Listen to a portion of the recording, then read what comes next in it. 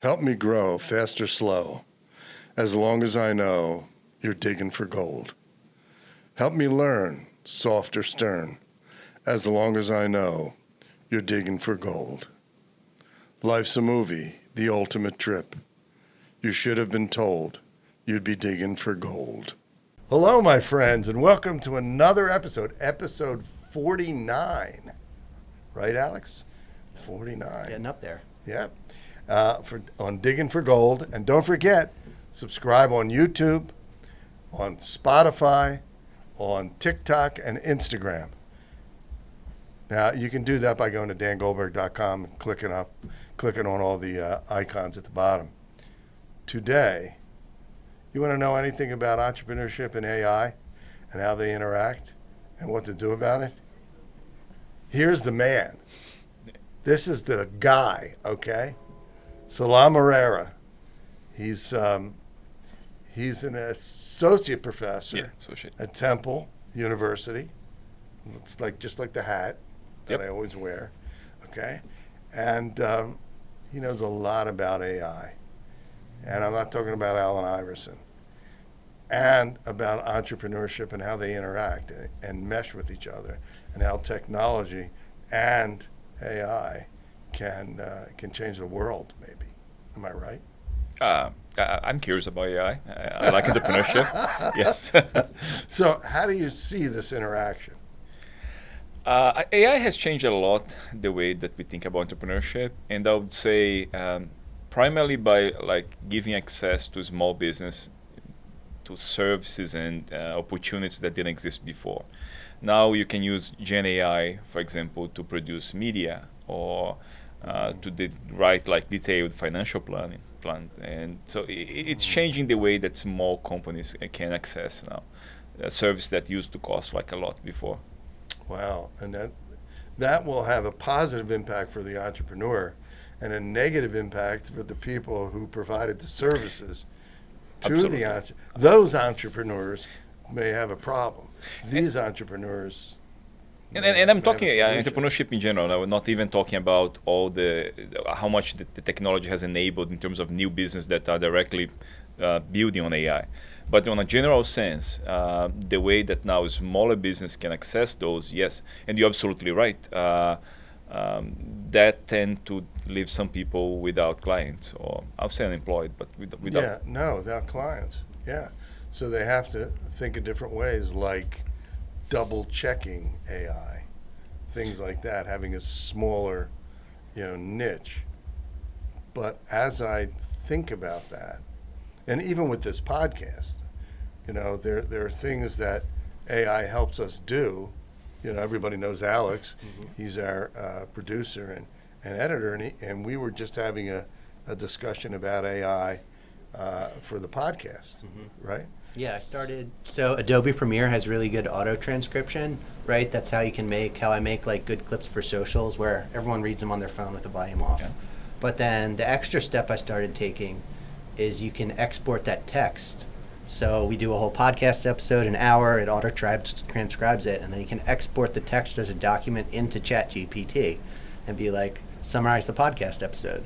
Or what was amazing is for when I make the shorts, you can ask it, what are 3 good shorts from this episode? And it understands it's a podcast. It understands there's 2 people talking.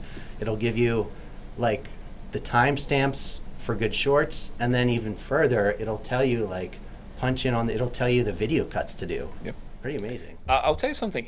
Let's say if you wanted to create a persona in an agent, and you can impersonate anyone you want or any individual you want, you could interview him.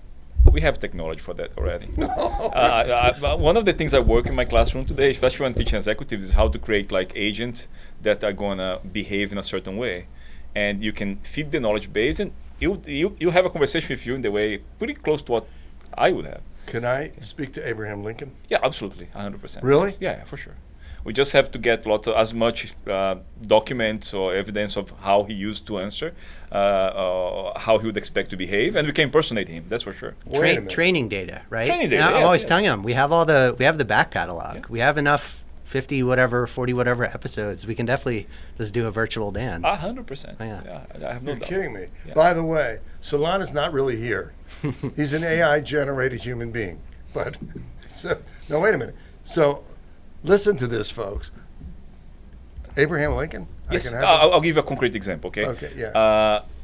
Last week, our research dean had to present to Fox board AI initiatives. We actually made an agent that was exactly like him. The only thing which we didn't do was to clone his voice, but his image, the knowledge base, and not the whole presentation, but part of the presentation to the board was made by his AI agent. I can show you that later. I want to see it. Yes, yes, and it definitely went really well. Now, I was telling my wife about what you told me when we were chatting at the university about you and your wife's picture Yes. in ChatGPT, and you asked them to produce a child from the two of you. Yeah. Okay? And That became, I was telling them, one of the examples of, not examples, but me learning how to be careful when you use AI. Right. Exactly because of when you mix emotions and AI, it can be complicated. That specific day, I was going to teach an exec ed course next week, the week after. And then my wife and I were just watching a movie, and she says, can you tell me some use case that you haven't seen used before for AI? And then I was thinking, well, what can I do? And then I said, well, let me take a picture of both of us together, and then based on that picture, ask AI to show how our kids would look like. I have a daughter, Amelia, she's 1 year old, and my son, Jose, is 8 years old. And it was amazing how AI was accurate, to the point that my wife started crying. She got too Really? emotional. Yes, she got very emotional. wow. Because she saw a son older than he actually is, and very similar to what he looks like. So she was like, oh, I don't think I was ready for that. Holy smokes. I bet I'm going to do that. I'm going to take a picture of me and my wife, put us together, and say, at my age, what would our children look like if you know, we could have children. I mean, I'm 803 years old, so I'm not having any kids, but it stuck in my head when you told me that. I'll tell you something. Sometimes people, when they see the pictures, because sometimes I put these pictures as examples of things you can do with AI, people say, are you not worried about putting your kids' pictures into AI? And I never put my kids' pictures into Right, AI. of course. It's actually my picture, my wife's picture together. Right. Yeah. But the picture that came out was fabricated. Fabricated, extremely accurate, yes. Holy smokes. So, in essence, what I could do, hold it. You've given me some great, folks, this is almost like from Fantasyland. If I had a child with Marie Antoinette, we could put both of our pictures in, Yeah. and I would see what my child who was given birth by Marie Antoinette would look like. Yeah, I'm confident that would be quite accurate, yes. Really? And she would, for lunch, she'd give us cake, right? Yeah. So that's incredible. Yeah. That's incredible. And this is just, and that's one of the things I find most fascinating about AI, is that it's really what we call general purpose technology, where the applications are spread around segments, society. It's very hard to imagine. Right now, we are still quite constrained in terms of what we imagine the applications, but it's just going to spread and into different things. Wow. So it will become almost human. It is almost human. In many ways, Well, yes, yeah, it's yeah. almost human. I mean, I mentioned to you another example, right? I was teaching in a class how to create agents, and one of the program participants, he said, can I create like a couple therapist? And Right. in principle, I was not like positive about the idea. I said no. And they said, Professor, I really would like to do that, and I'm going to be very careful. I'm going to use all the guardrails. I'm not going to let anyone access it. And I said, okay, then if you keep the AI closed and not giving access to anyone, that's fine. This was not Tuesday. Thursday, when he started to present, he starts crying. And I said, what happened? He said, I decided to test it with my wife. So he actually, and I was like a little bit concerned. He said, no, I'm crying because it worked like amazingly well. Here you have a couple therapists. Now, would I recommend anyone to do that? I don't think so. I Right. don't think it's a good idea, but, you know, She had an AI therapist. He made an AI therapist which he tests with his wife. Wow. The other day I was, and something, the downside of it, the other day I was teaching an exec class, and these agents are becoming incredibly realist. And you can actually model them the way you want, the way they behave, the tone. If you want to give it an accent, you can do that. And then at the end of the class, one of these executives come to me and say, I'm really worried because my son now is talking too much to this agent. He's spending like too much time talking to like an AI agent. Mm-hmm. And I'm worried about his social skills. And I think that's a legit concern. Yeah. You should be worried. Well, hey, somebody talking? Was that me? Maybe.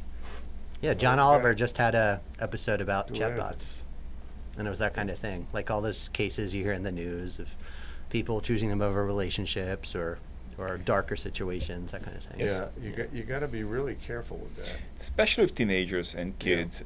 My son, we use AI supervised, but we have issues like when he's doing homework with my wife says, why cannot you use AI to do math if dad can use AI all the time? And then we have to tell because we have to develop the skills, we have to learn how to do these things. Mm-hmm. So in as much I'm very enthusiastic about AI, I'm also careful, especially when we think about kids. Well, it's interesting because to that point about a therapist, an AI therapist, and taking that too seriously, right? And for children like your son to not have to do math, which he has to do, okay? All these things are taking our cognitive abilities almost away from us. That includes looking at your phone and flipping up all the time and looking at things that may or may not be computer generated, AI generated, and people believing them. Yeah. So it would be like me really interviewing Abraham Lincoln when it's not really me interviewing Abraham Lincoln. But people will say, how did he interview Abraham Lincoln? One thing, I think, now talking from a professional point of view, because of our students now, there's a lot of anxiety, how it's going to be, the job market, and many things. I think it's going to shift, the skills that I need are going to shift away from being like very technical to like being more creative. You ask me what languages do I program? We don't need, I mean, at least at my level, the level that I need for programming, I don't need to know Python or even R or Stata anymore, Right. because that part can be done very proficiently by AI. Wow. Where I can shine now is being very creative in the way that I apply that, because now the entry barrier has become much lower. You don't need to know how to code anymore to create your own app or create something very... So in other words, I could say to ChatGPT or whatever, or Claude, okay, create a whatever for me, okay? For what were you just mentioning? Create what was it? An app for me. An app, That's yes. it. Okay, create an app. So, and they will create an app. I don't even have to know how to code or anything. No. I will say create an app for me, and they will create the app for you. Is that true? I'll tell you something. One of the things I have been spending most time right now is designing AI class for executives, because companies are trying to develop AI proficiency, and that's not something always easy.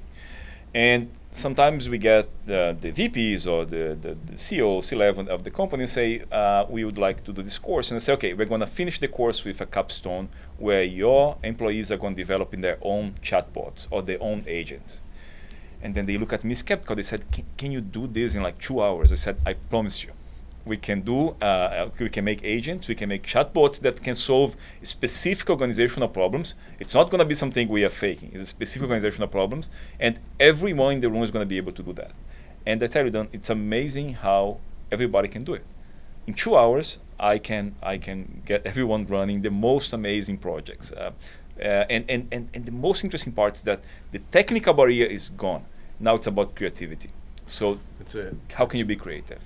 And one of the things that I do say to people worried about technology taking and AI taking away their profession is And the example I use is, you know, I had a pretty big company.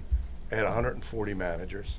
Okay, I had, I don't know, over time about 1,000 employees, but in this specific one, 600 to 700 employees. And I said, one of the things it'll never do is take away your soft skills. You still have to know how to interact with people. You still have to know how to make people feel compassion, empathy, being together with people, you know, building relationships. You still have to know how to do that. So sales will never go away, even though Amazon has created a whole other platform for sales. But I'm talking about in a store or whatever, or larger business to business sales. So I don't think so, but maybe it's possible. Sometimes people ask me questions like, when should I not use AI? And I came up with my own framework. With my experience is when you need like human empathy, Right. and when the cost of mistake is very high. So let's think about someone in HR, an HR department, using AI to fire people. That's usually not a very good idea. No. Now, can you use an HR, a chatbot or AI agent to review some policies, some questions? Yes, the cost of mistake will not be huge, Right. especially if the person notes a mistake and then run this through a human. But when the cost of mistake is high and you need human empathy, this is the no zone for me. This is where you should not. At least not where the technology is right now. We don't know. It's evolving so fast that we don't know exactly how it's going to be in like 1, 2, 3 years. Likely those two are going to continue being like a combination where you should not implement AI. But let's be Who cautious. knows? We don't know how it's going to go. This is like something that our grandchildren, my great-grandchildren, I have a great-grandson, will be living in a totally different world. That's for sure. Our children, well, I mean, my children are already old, but my grandchildren, totally different world. And it's fascinating to me that you can create all these things.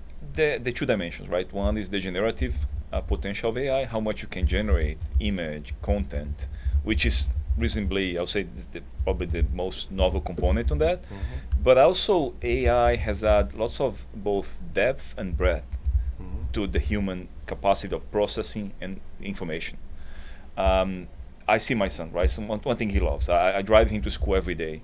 He spends a lot of time talking to the AI in the car. Like, what's the biggest snake in the world? What is the heaviest bird? What he likes to ask what sharks eat. It's not necessarily AI, but AI has just become so much better in answering those questions, interacting with my son. That's like Siri Yes. on your phone. Yes, but That's AI. more precise, more precise. precise, and also more interactive. The way the AI, those systems are being powered by AI now. Yeah. So where do you see it going within the year? And I'm sure everybody asks you that question. Yeah.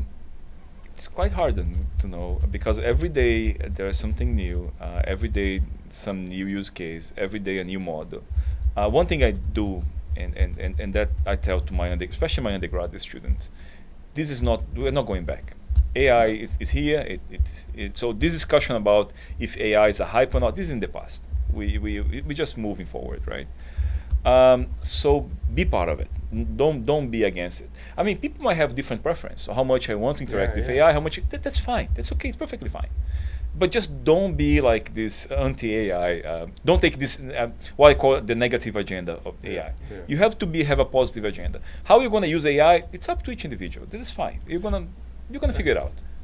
Who started where was the kernel of AI? Where did it start?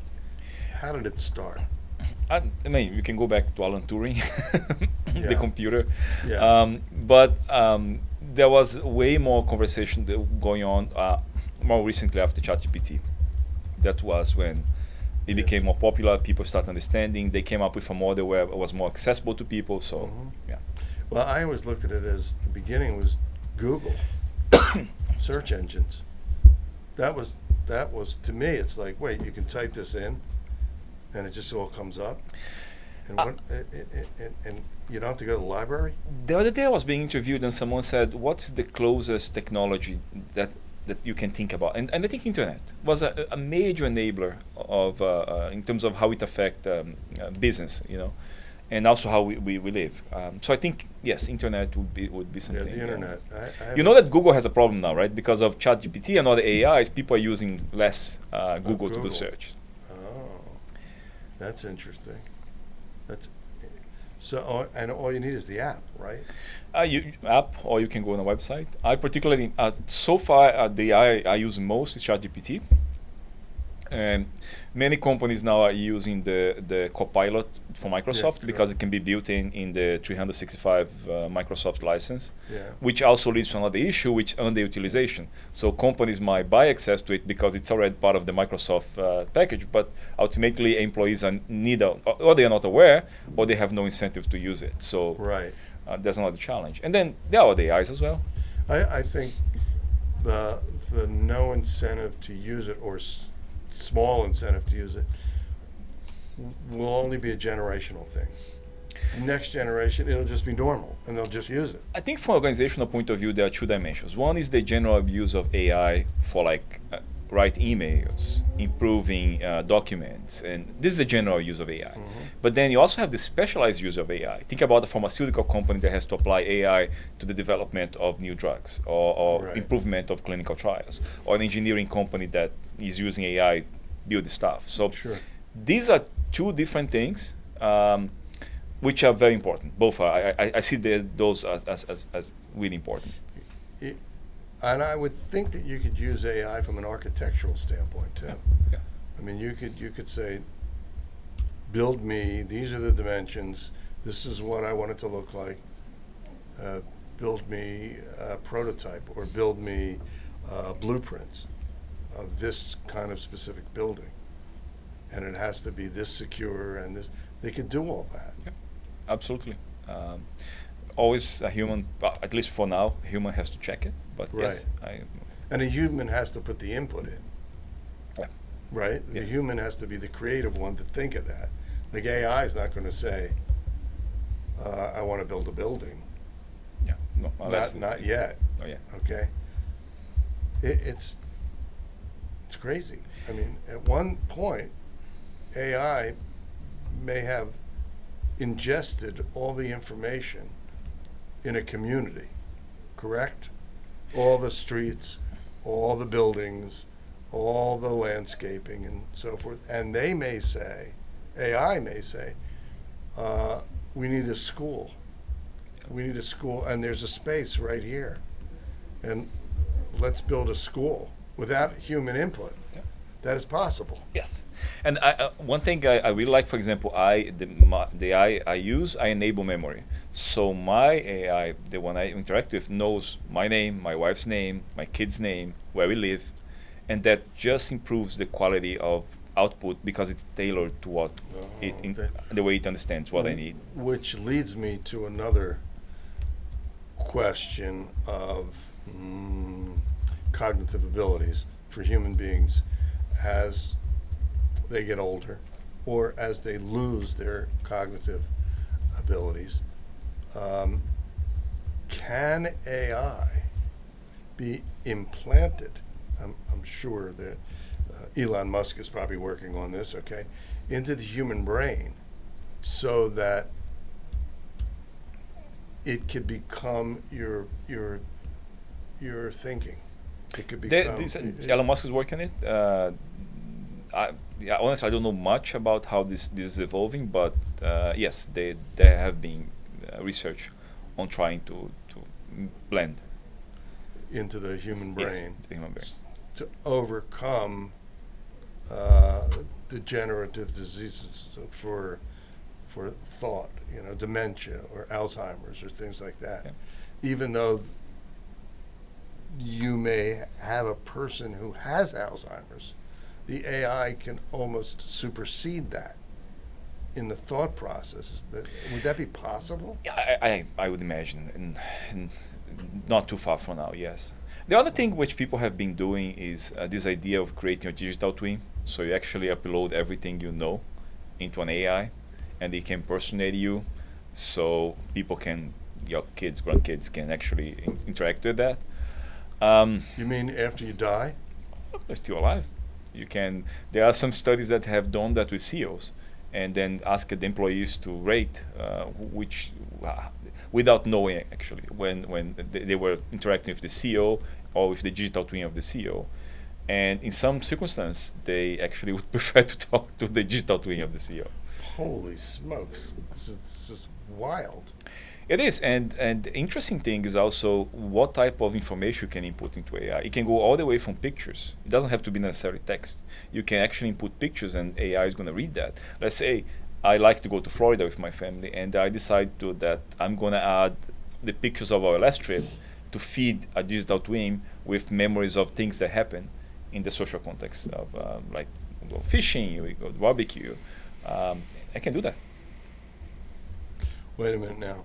So AI, just a thought in my crazy brain. Okay, so AI could technically couple with 3D printing, Mm-hmm. and you could say to AI, whatever you can give it a name, right? Yep. Like Wally. Yep. Coincidentally, Wally is the name we have for our executive producer. I'd like to have a hamburger now. Right? Yep. And you can put that into a 3D printed hamburger, and you could. So theoretically, Oh, no, AI capacity of reading image is amazing. Think about radiology, right? How much it has advanced because of AI, and now it's superior to doctors. I mean, in general sense, the AI has outperformed the best doctors in diagnosing cancer, for example. If you're talking about radiology, that's a level of accuracy that you can achieve with that. So I'm assuming that what you describe, you wouldn't be like that hard. So wait a minute. So you're taking. So AI could become MRI, could do MRIs, could do X-rays, to even better. A couple of years ago, I was in an event when one of the VP of Microsoft was presenting, and he was saying, if someone that you really loves had a problem with cancer, what would you like? Would you prefer the case to be reviewed by like a group of doctors, usually it's a standard procedure in a hospital, like 3 or 4 or 5 people, or do you prefer an AI agent that can compare that specific case with millions and millions of cases that have been documented? Probably everybody's going to say both. I would love to have the AI input, evaluate by a doctor, but I do think this adds as a perspective of how much more comprehensive and how much more power AI can add to something as important as medical diagnosis. Whoa, yeah, that's incredible. I think in a past podcast I mentioned this, but I was in the hospital and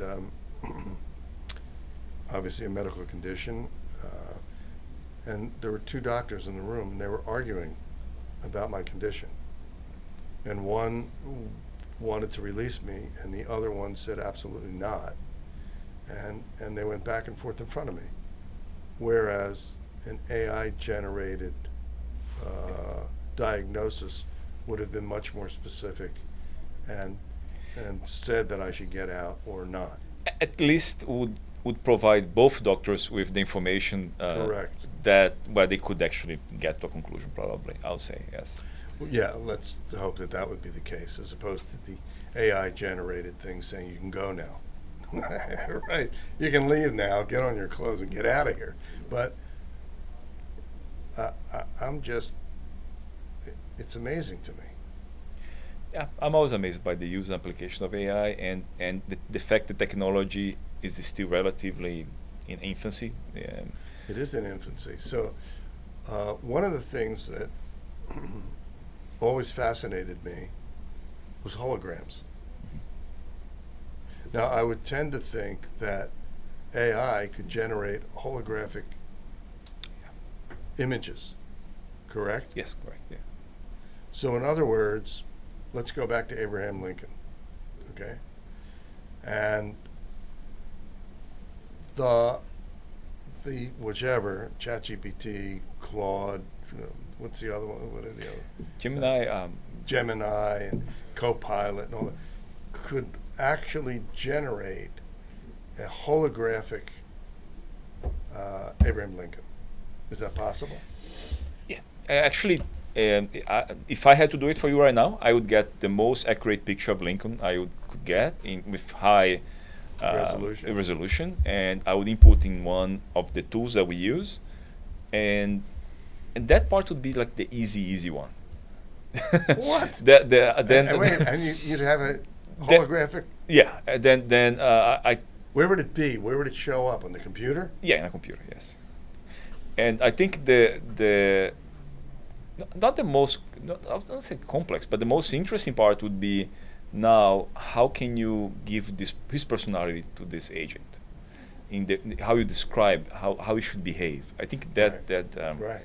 I have enjoyed doing that with myself. I mean, I have created my own. I'm going to hang out in your office. Yeah, but we're going to do some stuff. Okay, that is wow. So you just play with it, right? Yep. Yeah, I spent quite some time playing with. What was it in your life that made you interested in this stuff?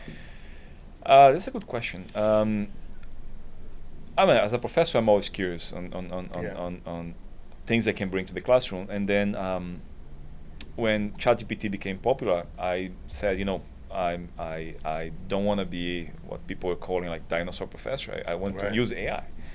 And I told my students, you guys can use AI as much as you want. Maybe I was extreme, but I said you can use as much as you want, because if I'm giving you an assignment where you can just put in AI and give it out to me, that's wrong there's a problem with me. I'm not thinking carefully enough about my assignments. And we started using it, and I saw the students really enjoying. Now, two things happen. The first thing that, let's say, if for a regular class I would need like one assignment, now I needed 2 or 3, because they could do it much faster than before. And the second, more work for you.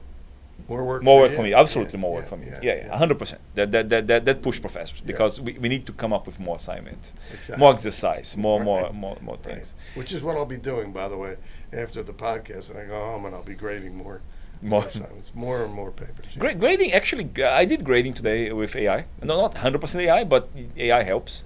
Really? Yes, a lot. Do you tell your students when you're telling them not to use AI to write papers? No, because I'm very fortunate that entrepreneurship is an extremely experiential subject, right? Yeah. So I don't see much value in getting to my students and say, tell me the definition of what entrepreneur is. Yeah. Or give me the Schumpeterian definition of entrepreneurship. Mm-hmm. That's not what undergrad students are interested, right? Or even grad students. So the generative component of AI just makes my class way more interesting, because now they can actually generate business that interesting, novel, accurate using AI. Mm-hmm. Not just with agents. I mean, images, apps. So I said financial plans. I mean, they just become like way more realistic. Yeah, I made a nice snowman when it snowed on LBI. I happened to be there this winter. And then I took a picture of the snowman. I told it to remove something in the foreground. And then I made the snowman surf. I made a cartoon out of the surfing snowman. It's like a lot of fun. Wow. Yeah. One exercise that my undergrad students really enjoy, they create video agents to pitch for investors. That's interesting. Because then they have the flexibility to use different language, different accents, and they can think about this large scale. Mm-hmm. So they don't have to record the video themselves. They can tweak it in the way they want. Some of them take their own pictures and make the agent looking like them, which is perfectly fine. But that we can do crowdfunding campaigns without having to record yourself. Mm-hmm. Oh, right. Wait a minute. Suppose you talked about pitches, okay? Mm-hmm. And Alex brought up some good things about the snowman on the surfboard. But I want to do a pitch. I'm an entrepreneur, okay? So I generated AI. We do the pitch here in the United States. And I said, you know what? I think that I want to also, because there's a group in Finland I want to talk to. could you say to AI, translate all my stuff and have me present it in Finnish? And probably will take you like 2 minutes to produce the second version that's not now. Same person. Same person. Doing the same thing, but speaking in Finnish. And Finnish. and you can add, if you want to have an accent, you can add whatever accent you want. Different voices, different personalities, and yeah, that's where we are now. Wow. Okay. So, from an entrepreneurial standpoint, okay, you know, I'm an entrepreneur. I got the, as I always say, the dis-ease. Okay, I'm always an entrepreneur is always in dis-ease. They're not, you know, it's like a disease. Yeah. They want to always do new things, build new things, figure out new things, right? So here I am, and I come up with an idea. I could feed it into AI, ChatGPT or Claude or whoever, and say, what do you think of this idea? What do you think of this idea? What would be the audience for this, right? Where's the demographic? What part of the country? You could get all that information from ChatGPT? I'll tell you one thing that I'm particularly enthusiastic about AI. So sometimes when I present to a group, I would go and take this picture of a bottle, this bottle here, and say, ChatGPT, design a business model for me to sell bottled water and Great Philadelphia. It can do an excellent job. Now, just from a picture, I don't even have to give much. I can just take a picture. But what I find AI also very helpful, if you're working, when I'm teaching Lean Startup, for example, hypothesis-driven entrepreneurship, coming up with hypotheses. There is one area which I'm very enthusiastic, but I have to also acknowledge is also early on, is that I spend some time trying to produce what I call synthetic data, which is data that's generated by AI, which is not collected, it's generated based on parameters that I give.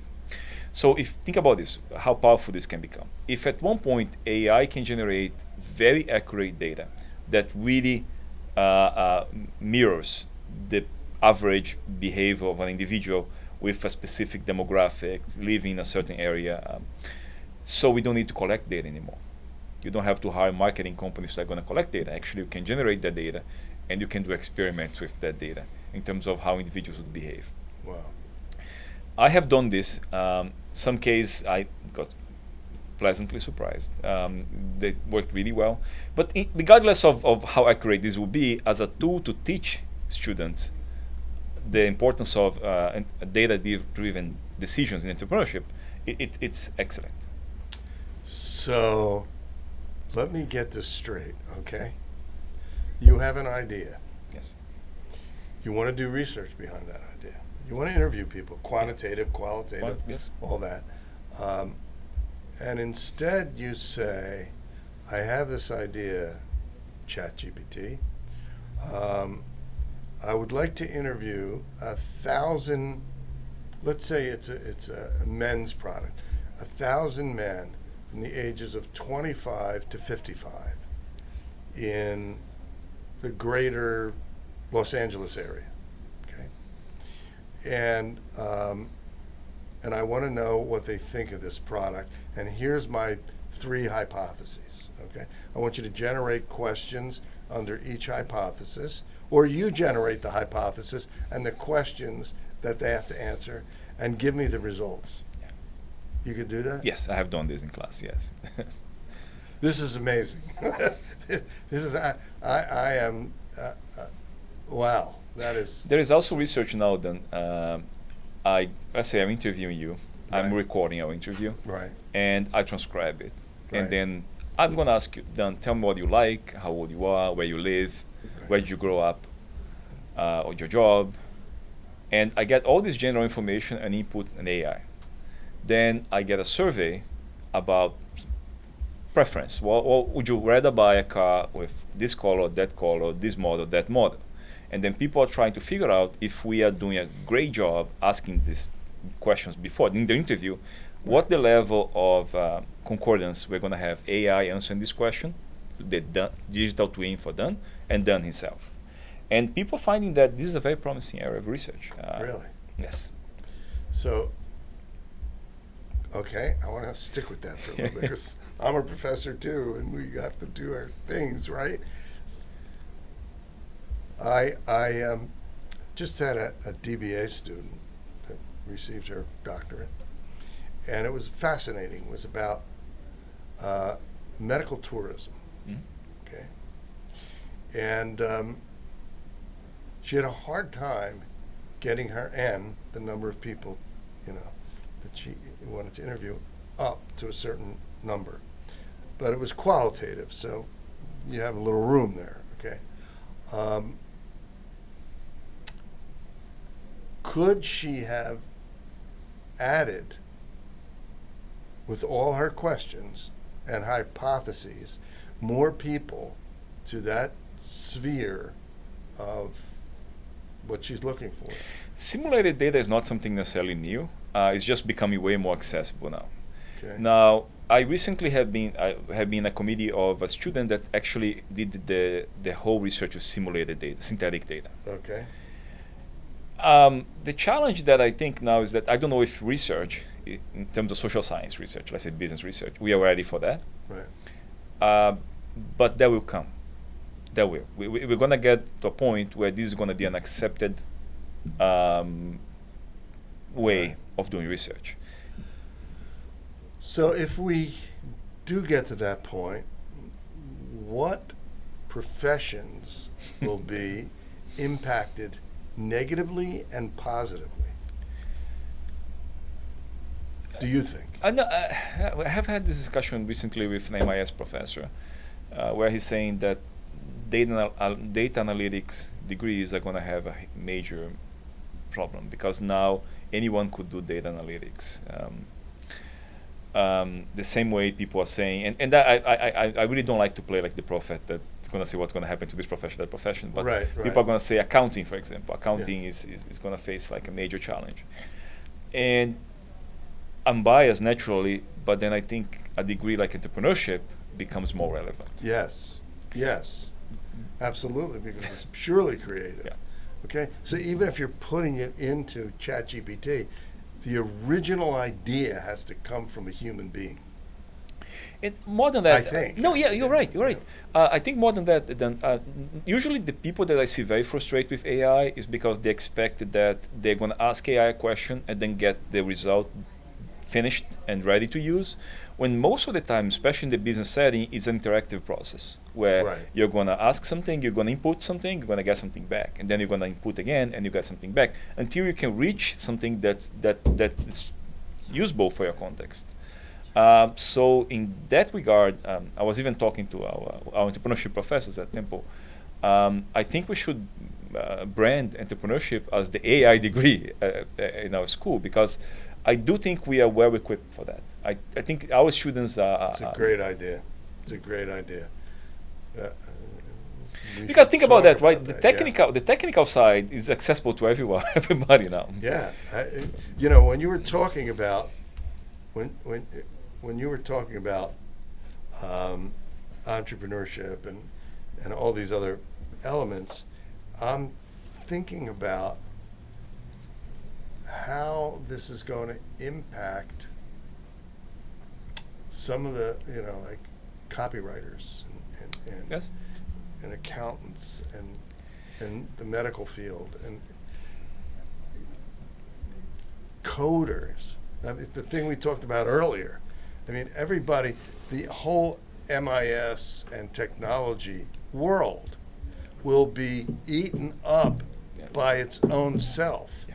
It will be a self-sabotaging profession, to some degree, not self-defeating. So it will eat itself up if that truly happens. Think about this. Let's move away from the context of startups. Let's think about as large companies become more and more AI proficient, do we need people that are extremely technical? Probably not. We need people that ask the interesting questions. Yeah. Sounds like my graduate degree is actually becoming even more relevant because it's an MBA, and then I had like 3 classes in analytics. Yeah. So it's kind of what you're describing. Yes, Yeah. I think that's the future where we are moving to. Yeah. I believe in that. I really believe in that. I think entrepreneurship has always been relevant. It's become even more relevant. Yeah, and one of the areas that it could impact heavily is education. Yes. The professions we're both in. Yeah. What will it do to that? Well, we need a school of this and a school of that and a school of this and a school of that. Or will it just come down to entrepreneurship with AI? I think that's a plausible scenario. Yes, I think that's possible. You know, we are in higher education. We're in an awkward position now because we don't know. Not only now, nobody knows exactly what's going to be the prevailing model after AI gets fully established. Yeah. What degrees are going to be in high demand? What degrees? We can speculate. We can talk about Sure. accounting. We can say law, but it's very hard. Law. One thing is for sure. If before and I think that we can already say, if you need like 5 or 6 lawyers, 7 lawyers to work with some number of cases, now one lawyer probably can do that in a very competent way, in a proficient way. Yeah. And the same thing applies to accounting. So I don't think we are speculating too much when we say that creativity is going to be even more relevant now. I agree with you. Now, how colleges are going to approach that, how universities are going to approach that is a good question. That's an interesting question. It's the innovative mind that we will always need. You know, from a, and I mean that when I say not as just a connective thing, but this. You know that we need innovative minds, and we've always needed innovative minds. It's what one of the questions I pose to people, including students, is if Julius Caesar could come back, or Benjamin Franklin could come back, what do you think that they would think was the most innovative invention, period, that we have now? Would it be airplanes? Would it be technology? Would it be the abundance of food, how we farm?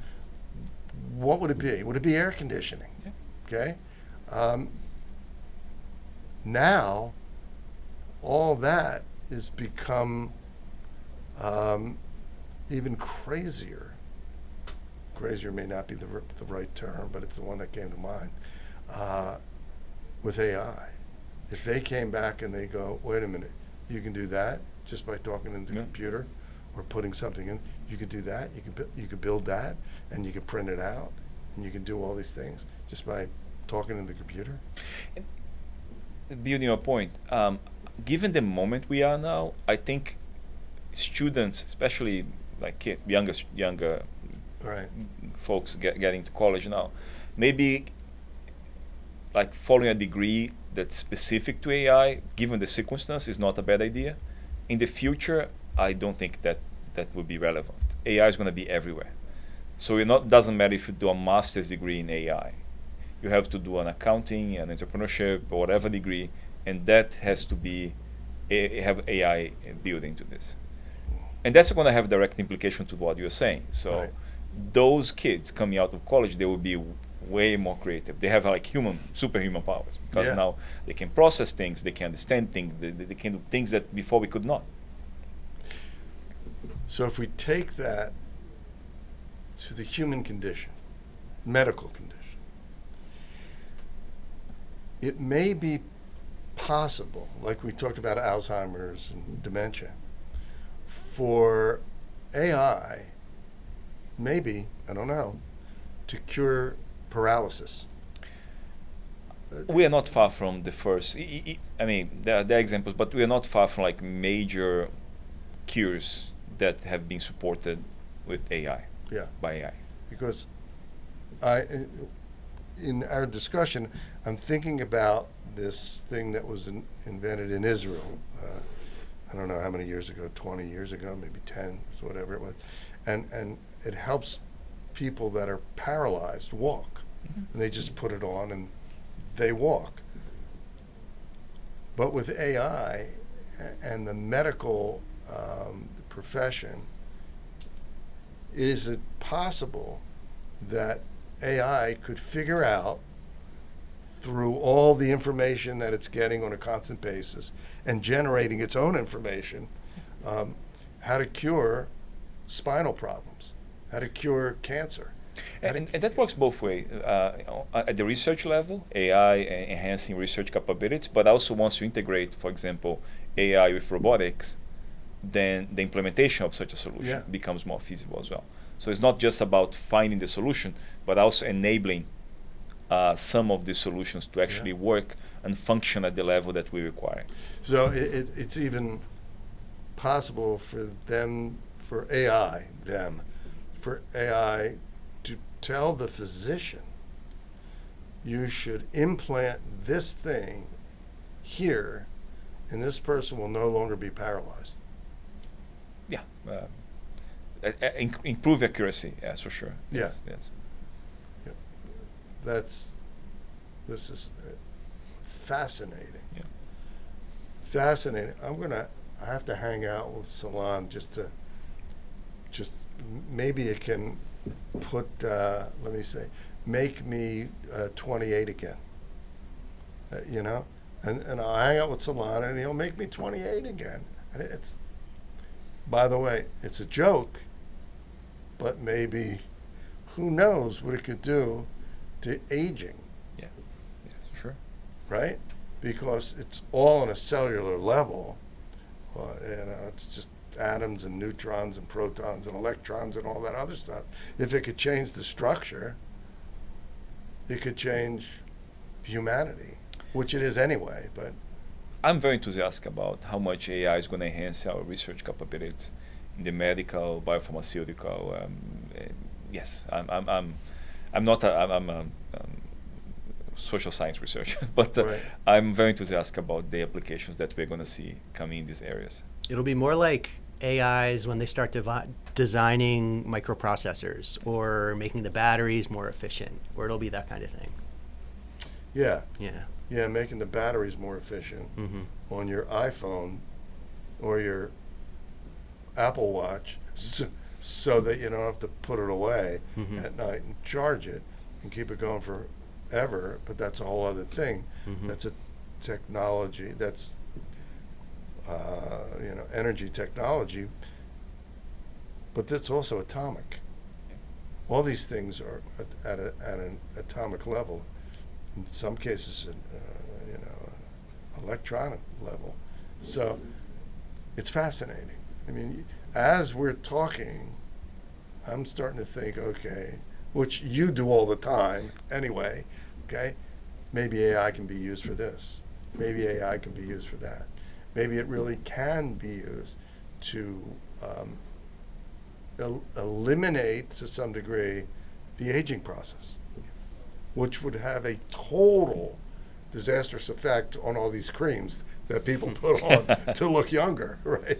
The cosmetic companies, who knows?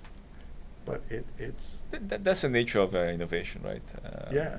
When these new drugs like help people losing weight came up, in many countries you could notice like changes in consumption patterns in restaurants, or Walmart detected actually some change. So I think with AI it's not going to be different. Some businesses are going to be benefit, others are going to be negatively impacted. I could really see. I don't know if I'll be alive, but it's happening so fast that in 20 years, a whole different thing. I would say less than I think we are moving at a pace. I mean, we might reach some bottlenecks. Sure. But I don't see, and I think the consensus is that there is no evidence right now that the technology is going to stop developing. Yeah. Even if we don't develop in what people call super intelligence, but the use case, the applications, the improvement in terms of data, because it's not all about AI, it's also about how we improve data quality, right? I think it was the Anthropic CEO who was saying, even if the models stopped improving today, if we focus only on improving data, we still could be advancing like very fast. Yeah, it's true. It's true. Well, everything's data. So I think we're going to see major changes like coming 1, 2, 3, 4, 5 years. Even the aging process. Yes, probably. Serious aging process. People will live serious longer. change. Yes, yes. And once you get into that, everything changes. Really. So we are on the cusp of dramatic changes unless we eliminate ourselves, right? In war. Yeah. You know, Yeah. I think there is Sam Altman was asked, the CEO of OpenAI, the scenarios where he was worried about AI. He said a couple of scenarios. The first one is if, like, let's say, he said the bad guy gets it, like a hostile country would get access to like more intelligent models, and then, well, the world has a problem now. The other would be the exterminator scenario, where AI just becomes somehow controlling weapons and becomes autonomous and takes bad decisions. Right. And then he says the third one is the one that scares him most, is that AI becomes so good and so entrenched everywhere that, for example, the president of the United States doesn't have to take decisions anymore because the decisions can be taken by the AI. Better decisions can be taken by AI. That's like the Wall-E scenario, So which yes. I'm afraid of, So right? that- We'll just become suckling pigs, you know what I mean? Like, yeah. So if we can't really process and decide better than AI, then that might be the bad scenario. Yeah, we have to control ourselves, and we have to control our decisions, and how far we let it go, unless it gets to the point where it's over the tipping point, and then it controls itself. Are you a Kurzweil guy? You're thinking singularity, right? That's basically what you're talking about when it reaches this point where it just completely changes everything. I don't think much about that, I'll be honest. I think we have to regulate AI. There has to be regulated. We have to think about the implications. I think the implication for society. There might be massive unemployment in the short term, and I think this is a real scenario. And we have to think about how do we want to use, like, for military purpose. I think it's a real issue. It's not something like trivial. But as a business school professor, I spend most of my time thinking about the positive agenda, medical research, biopharmaceutical research, entrepreneurship. But yeah, I acknowledge those are serious issues as well. Yeah. Yeah, but it's always been that way. You know, I agree. It's always been that way. It's interesting because now we see so much violence, but quite often my wife and I will talk about that as we've sort of pulled back on watching TV because it's become like Jerry Springer. Okay, everything is crazy and wacky, the Jerry Springer show. To those that don't know what the Jerry Springer show is, do some research on it. It was a very popular show, but it was always wacky stuff. But there was always this violence. There was no, because there wasn't YouTube or Instagram or what is social media to show it to the world. When the Mongol hordes came across Asia and Europe, it was brutal. Same thing with the Aztecs and what happened in the United States and America.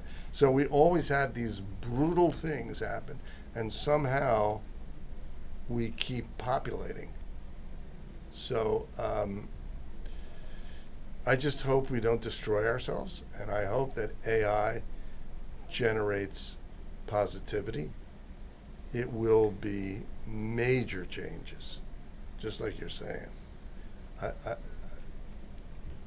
You have brought so much Thank you. light into this. I sit here still thinking, going back, which I mentioned before, that I could be interviewing Abraham Lincoln and it would look just like Abraham Lincoln and sound like Abraham Lincoln if we could figure out how he sounded, or Julius Caesar, or Benjamin Franklin, or Albert Einstein. What about yourself? We could do that. We could interview myself. You could, yes.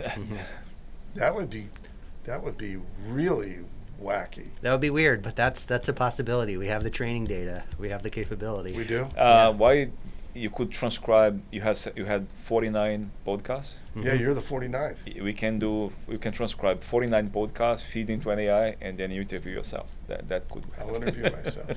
So therefore, the next edition, an episode of Digging for Gold will be me. How do I sit across the table from myself? We can How do you do figure out that? the video component later, but we could definitely figure something out. That would be insane. Yep. Mm-hmm.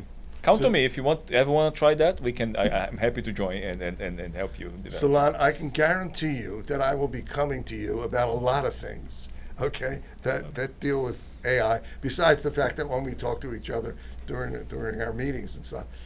Yeah, I am amazed at how we've progressed and where it's going and what we're doing and what you're doing. Thank you. Really, what you're doing is absolutely fascinating. It fascinates. I can't even describe it. Here, I'll try to describe it. It has my entrepreneurial brain going wacky. Okay, I can't wait to get out there. I can't wait to talk to you about ideas I have. Okay, I talk to Alex and I talk about it, and Peter and I talk about it, but. It seems like it's endless ideas that we could generate. I think it has never been a more exciting time to be an entrepreneurship professor. It has never been. I agree. That's I agree. You teach entrepreneurship, and I teach business management. I teach intrapreneurship, which is entrepreneurs within a business, and all the ideas and thoughts that come out of what you're talking about and what I talk about, but you're talking about it on a different technological level. The world is better, put your seatbelt on, yeah. right? Strap yourself in, because it's going to be a hell of a ride in the next few years and then moving forward. It's like a rocket ship taking off. Solon Moreira, I want to thank you, man. Thank you. This has been amazing. Amazing. I love it. Folks, I hope you learned a lot today. I know you did, okay? And I want to thank Solon again. How can someone get a hold of you if they want to get a hold of you? They just email you at Temple? Yes, email me at Temple. Yes, or add me on LinkedIn as well. It's also Great. Yeah. Okay, cool. Listen, folks, don't forget, subscribe on YouTube, Digging for Gold. Okay, you can go to @Dan Goldberg, TikTok, follow us on Spotify, follow us on Instagram, and remember this, and this is especially true after this episode, use your mind. If you don't, others will. We'll see you next time on Digging for Gold.